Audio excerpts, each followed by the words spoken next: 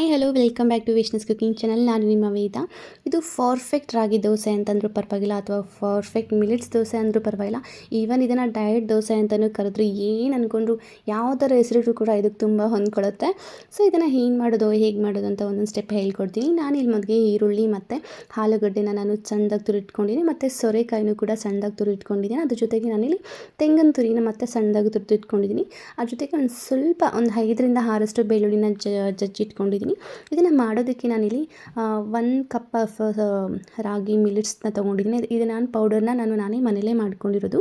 ಅದೇ ಪ್ರಮಾಣದಷ್ಟು ನಾನಿಲ್ಲಿ ಚಿರೋಟಿ ರವೆನ ತೊಗೊಂಡಿದ್ದೀನಿ. ಅದ್ರ ಜೊತೆಗೆ ಸ್ವಲ್ಪ ಉಪ್ಪನ್ನು ಹಾಕ್ಕೊಂಡು ನೀಟಾಗಿ ಮಿಕ್ಸ್ ಮಾಡ್ಕೊಬೇಕು. ಅದಾದಮೇಲೆ ನಾನಿಲ್ಲಿ ಖಾರಕ್ಕೆ ಸ್ವಲ್ಪ ಖಾರದ ಪುಡಿನ ಹಾಕ್ಕೊಂಡು, ಜೊತೆಗೆ ಇಲ್ಲಿ ಅರ್ಧ ಟೇಬಲ್ ಸ್ಪೂನಷ್ಟು ಧನಿಯಾ ಪುಡಿನ ಹಾಕ್ಕೊತಾ ಇದ್ದೀನಿ. ಅದ್ರ ಜೊತೆಗೆ ನಾನಿಲ್ಲಿ ಕಸ್ತೂರಿ ಮೇಥಿನ ನೀಟಾಗಿ ಕೈಯೆಲ್ಲ ಸ್ಮ್ಯಾಶ್ ಮಾಡಿಕೊಂಡು ಹಾಕ್ಕೊಂಡು, ಇಲ್ಲಿ ನಾನು ಕಂಪ್ಲೀಟ್ 1 ಮೊಟ್ಟೆನ ತೊಗೊಂಡಿದ್ದೀನಿ. ನಿಮಗೆ ಬೇಕಾದರೆ 2 ಮೊಟ್ಟೆನ ತೊಗೊಳ್ಬೋದು. ನಾನಿಲ್ಲಿ 1 ಮೊಟ್ಟೆನ ತೊಗೊಂಡಿದ್ದೀನಿ ಅಷ್ಟೇ. ಸೊ ಇದೆಲ್ಲನೂ ಹಾಕ್ಕೊಂಡು ನೀಟಾಗಿ ಮಿಕ್ಸ್ ಮಾಡ್ಕೊಳ್ಬೇಕು. ಸೊ ಆಗಲೇ ತೋರಿಸಿದ್ನಲ್ಲ ನಾನಿಲ್ಲಿ ತುರಿಬಿಟ್ಕೊಂಡಿರುವಂತಹ ಸೋರೆಕಾಯಿ ಮತ್ತು ಕೊಬ್ಬರಿ, ಅದ್ರ ಜೊತೆಗೆ ನಾನಿಲ್ಲಿ ಆಲೂಗಡ್ಡೆ ಮತ್ತು ಬೆಳ್ಳುಳ್ಳಿನ ಮತ್ತು ಈರುಳ್ಳಿನೂ ಕೂಡ ಎಲ್ಲವೂ ಹಾಕ್ಕೊಂಡು ನೀಟಾಗಿ ಕೈಯೆಲ್ಲ ಮಿಕ್ಸ್ ಮಾಡ್ಕೊತಾ ಇದ್ದೀನಿ. ನಾನು ಆಗಲೇ ಹೇಳಿದ್ದೆ, ಇದು ರಾಗಿ ಪೌಡರ್ನ ನಾನು ಮನೇಲೇ ಮಾಡ್ಕೊಂಡಿದ್ದು. ಅಂದರೆ ಯಾವ ಥರ ಅಂದರೆ ನಾನು ಕಂಪ್ಲೀಟಾಗಿ ಇದನ್ನು ಅಕ್ಕಿ ಮತ್ತು ಗೋಧಿ ಅವೆರಡನ್ನ ಬಿಟ್ಟು ಪ್ರತಿ ಬರೋ ಸಿರಿಧಾನ್ಯಗಳಾಗಲಿ ಅಥವಾ ಕಾಳುಗಳಾಗಲಿ ಬೇಳೆಗಳಾಗಲಿ ಇವೆಲ್ಲವೂ ನಾನು ಮನೆಯಲ್ಲೇ ಮಾಡ್ಕೊಂಡು ಮಾಡಿಕೊಂಡು ಮಿಲ್ಗೆ ಹಾಕ್ಸ್ಕೊಂಡು ಇಟ್ಕೊಂಡಿದ್ದೀನಿ. ಸೊ ಇದನ್ನು ನಿಮಗೆ ಬೇಕು ಅಂದರೆ ನಾನು ಕೆಳಗಡೆ ಡಿಸ್ಕ್ರಿಪ್ಷನ್ ಬಾಕ್ಸಲ್ಲಿ ಮೆನ್ಷನ್ ಮಾಡಿರ್ತೀನಿ. ಇದಕ್ಕೆ ಮತ್ತೆ ನಾನಿಲ್ಲಿ ಎಷ್ಟು ಬೇಕೋ ಅಷ್ಟು ನೀರನ್ನು ಹಾಕ್ಕೊಂಡು ನೀಟಾಗಿ ಕೈಯಲ್ಲೇ ಮಿಕ್ಸ್ ಮಾಡ್ಕೊಳ್ತಾ ಇದ್ದೀನಿ. ಈ ಥರ ದೋಸೆ ನಾವು ತಿನ್ನೋದ್ರಿಂದ ಒಂದು ಒಳ್ಳೆ ಬಾಡಿಗೆ ಫಿಟ್ನೆಸ್ ಆದರೂ ಆಗಿರ್ಬೋದು, ಅಥವಾ ಒಂದು ನಾಲ್ಗೆಗೆ ಒಂದು ಒಳ್ಳೆ ರುಚಿ ಅಂತಲೂ ಹೇಳ್ಬೋದು. ಪ್ರತಿ ಸತಿ ಅಕ್ಕಿ ದೋಸೆನೇ ತಿನ್ನೋದಕ್ಕಿಂತ ಈ ಥರದೊಂದು ದೋಸೆ ನಾವು ಡೈಲಿ ಒಂದು ಫುಡ್ಡಲ್ಲಿ ನಾವು ತೊಗೊಳ್ಳೋದ್ರಿಂದ ಒಂದು ಒಳ್ಳೆ ಹೆಲ್ತು ಕೂಡ ಅಂತಲೇ ಹೇಳ್ಬೋದು. ಈ ಥರ ನಾನು ಕೈಯಲ್ಲೇ ಸ್ವಲ್ಪ ನೀರು ಹಾಕ್ಕೊಂಡು ನಾನು ಕಲಿಸ್ಕೊತಾ ಇದ್ದೀನಿ.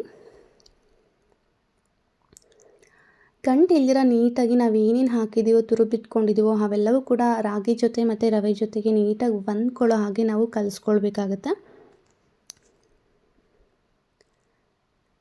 ಈ ಥರ ಸ್ವಲ್ಪನೇ ನೀರು ಹಾಕ್ಕೊಂಡು ಕಲಿಸ್ಕೊಳ್ಳಿ. ಯಾಕಂದರೆ ಮೊದಲೇ ನೀರು ಹಾಕ್ಬಿಟ್ರೆ ತುಂಬ ನೀರಾಗಿಬಿಡುತ್ತೆ, ಅದು ನೀಟಾಗಿ ಬರೋದಿಲ್ಲ. ಸೊ ನಮಗೆ ರೊಟ್ಟಿ ಪ್ರಮಾಣ ಥರ ಕಲಿಸ್ಕೊಳ್ಳೋ ಥರ ಬರಬೇಕು. ಸೊ ಈಗ ನಾನು ಕಲಿಸ್ಕೊತಿದ್ದೀನಿ. ಆ ಥರ ನೀವು ಕೂಡ ಸಣ್ಣದಾಗಿ ಸ್ವಲ್ಪನೇ ನೀರು ಹಾಕ್ಕೊಂಡು ಕಲಿಸ್ಕೊಳ್ತಾ ಹೋಗಿ.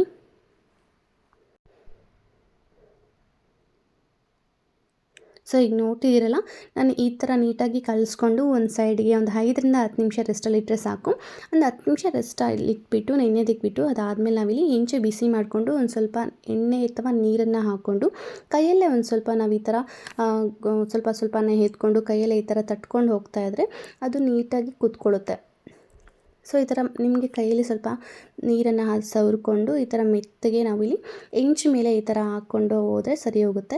ಇಲ್ಲ ನಾವು ದೋಸೆ ಪ್ಯಾಟರ್ನೇ ಬೇಕು ಅಂದರೆ ನೀವು ಅದಕ್ಕೆ ನೀರು ಸ್ವಲ್ಪ ಜಾಸ್ತಿನೇ ಹಾಕ್ಕೊಂಡು ನಾವು ಸೌಟಲ್ಲೂ ಕೂಡ ಮಾಡ್ಕೊಬೇಕು.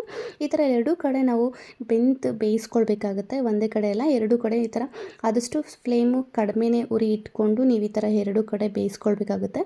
ಈಗ ನೋಡ್ತಿದ್ರಲ್ಲ, ರುಚಿಯಾಗಿರೋಂತಹ ರಾಗಿ ರೊಟ್ಟಿ ಅಥವಾ ಮಿಲೆಟ್ಸ್ ರೊಟ್ಟಿ ಅಥವಾ ತರಕಾರಿ ಹಾಕಿ ಸೇರಿ ಮಾಡಿರುವಂತಹ ರೊಟ್ಟಿ ಅಂತಂದ್ರೂ ತೊಂದರೆ ಇಲ್ಲ.